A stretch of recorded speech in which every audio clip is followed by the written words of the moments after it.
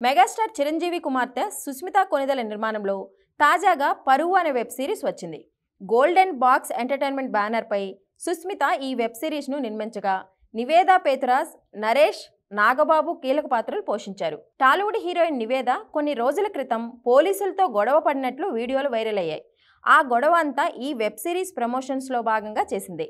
ఈ web series ప్రముఖ OTT వేదిక G5లో జూన్ 14 నుంచి స్ట్రీమింగ్ అవుతోంది. ఇక ఈ వెబ్ సిరీస్కు పాజిటివ్ టాక్ రావడంతో తాజాగా సుస్మిత ఒక ఇంటర్వ్యూ ఇచ్చారు.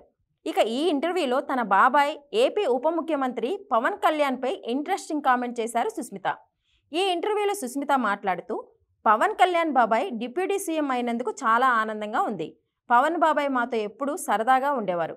నా చిన్నప్పుడు నాకు చరణ్లకు గొడవలు వచ్చాయి. అయితే ఆ గొడవలు వచ్చేది పవన్ బాబాయ్ వల్లే. ఆయన మా ఇద్దరి మధ్య గొడవ పెట్టి మేం కొట్టుకుంటుంటే సినిమాను చూసినట్లు చూస్తారు. అది సరదాగా ఉండేది. ఇప్పుడు గుర్తు తెచ్చుకుంటే నవ్వొస్తోంది. బాబాయ్ రాజకీయాల్లో సక్సెస్ అవ్వడం మాకు చాలా సంతోషంగా ఉంది. ఆయన ప్రజల మనిషి.